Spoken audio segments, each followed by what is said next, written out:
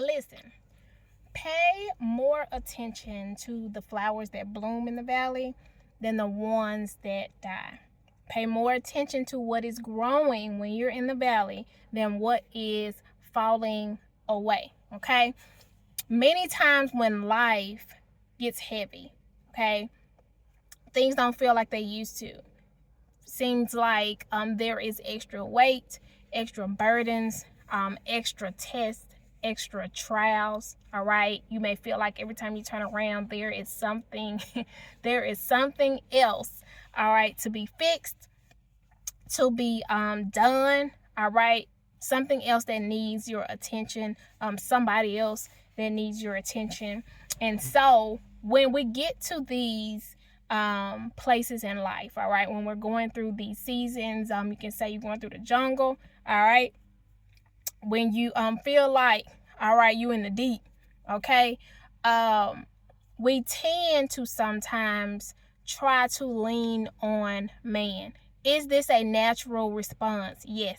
Okay. And so I always like to say things like that for people who are listening, who don't yet know that they want to be a part of the kingdom of God. All right. That don't yet know who God is.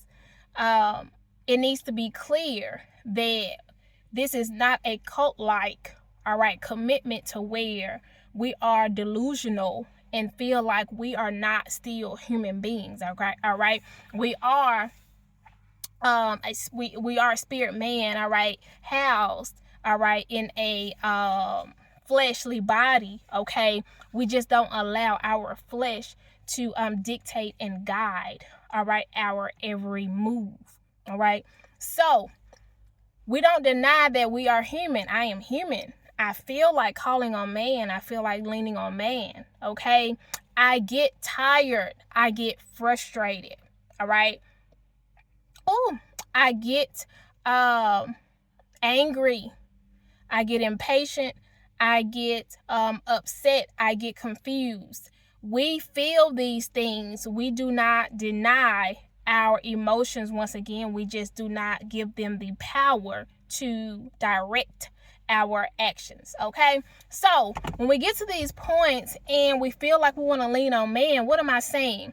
I'm saying that we feel like there's so much going on in our lives, right?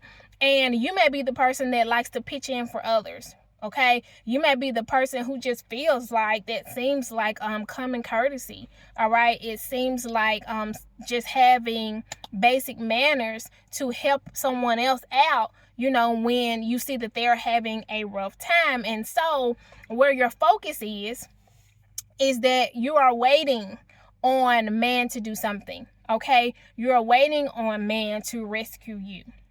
All right, some of you may have even people in your close circles. Okay, so this could be family, friends, even your spouse. All right, even your children. Okay, sometimes you're going through and you're like, man, just again, in the physical, in the natural, you're like, man, you know, I know they say I'm busted. You know, they couldn't wash a dish or two. Okay, so this is what I am talking about, if you haven't yet, you know, painted that picture of where I'm coming from.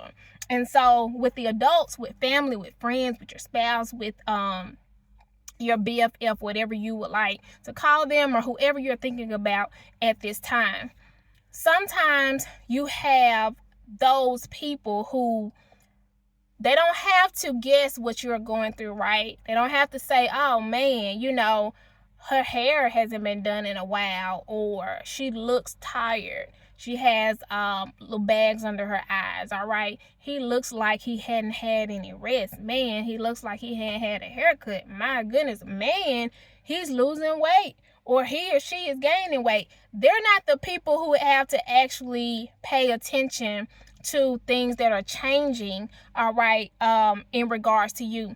These are probably the people that you have sat down with, had a phone call with, all right, had lunch or brunch with, and you have specifically told them exactly. They know exactly why you look like that. They know exactly why you may seem stressed, all right? They know exactly why you may seem stretched thin. They know exactly why they may not hear from you like they used to. All right. These are people who know exactly why. And the word for the day is that it is not for you when you are in the valley to get stuck on what someone, what man is not doing for you. Okay.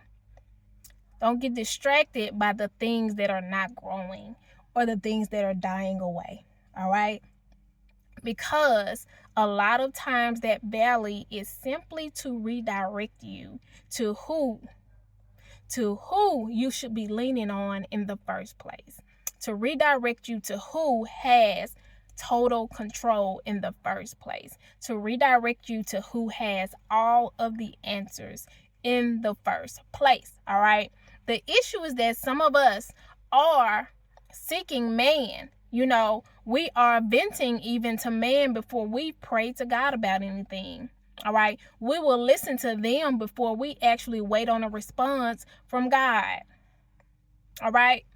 We will call them and wait for them to call us back or text us back before we even say a prayer about what we have going on. All right. Where is your trust? Okay. Is your trust truly in the Lord? All right. I say this all the time. Do not make God your last resort. Don't make him the last resort when you're sitting there in the valley and you're just pissed off because your friend didn't text you back. And some of us, we know, remember, I'm not negating that we are human. You know the person, the people who your situation will be resolved just like that if only they would help you. Okay? Let me tell you something. That is a beautiful place to be. Rejection is a beautiful thing. Okay? Neglect is a beautiful thing, because if I speak in emotion, all right, us as humans, that's what you're feeling. You feel neglected and rejected because where you thought there was a relationship and where you thought there was an understanding, okay, where you thought there was reciprocity, all right, and a mutual, bond, you find that is not what it seems to be when you're in the valley, okay? This is actually a beautiful place to be because you get to refine and refocus your lens. All right. You get to restructure your access. All right. You get to re-up on your boundaries. But most importantly, listen to me, most importantly, you get to remember that it actually is not another man's, another woman's, another human's job to rescue you from anything. All right. This is an opportunity to turn back, to turn towards, okay, to get to know, to go into a deeper place with the one and only true and living God, with the sovereign God, all right, with the good Father. So when I say pay more attention to what is growing than what is dying, all right, you may feel like some of these relationships, some of the feelings you had, all right, the idea that you had about some of these relationships is dying away. Like, man, it's not what I thought it was. Remember that you are in a position where you could be, okay, you could be being led by emotion, and I'm going to tell you, you're focused on the wrong thing. You should be focused on God. You should be focused on the deliverer.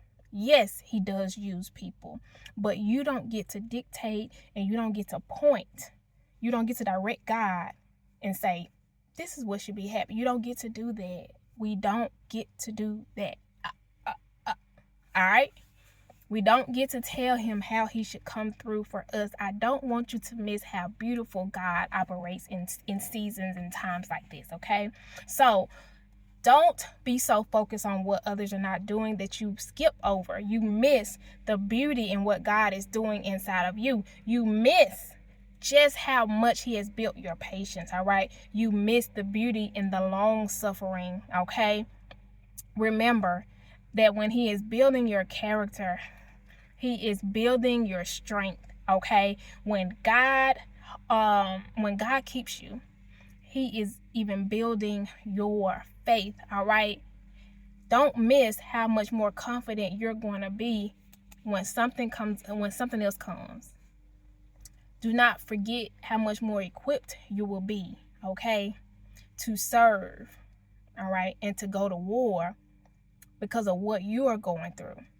Do not forget. Don't forget how much better you're able, all right, to manage all of those emotions that we shouldn't be answering to. How you're able to chop anxiety off at the head now. Doesn't even bother me anymore. How you're able to say, I don't even answer to fear anymore. It just doesn't have the power that it used to have, okay? Do not miss what God is doing. Do not miss what he is building, because remember, once your character is built, once those fruits of the Spirit, all right, once they get to pumping, okay, it is something waiting. There is something greater waiting on you, all right, to possess, all right.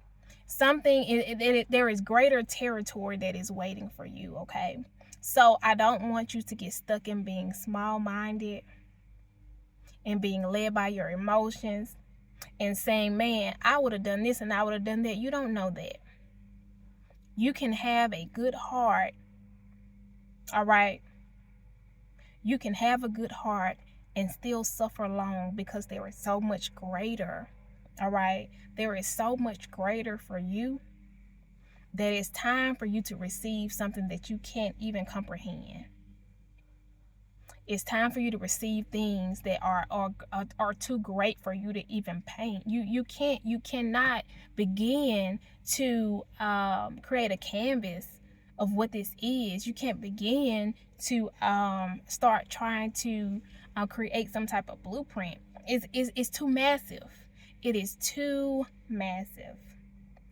Do not allow basic stuff, all right? Do not allow those things to become distractions, all right? Steer you away from what God is doing. Because if you miss, let me tell you something. If you miss what God is doing inside of you, if you miss how he is changing you, how he is renewing you, how he is pruning you, how he is restoring you, okay, you're never going to receive your new value.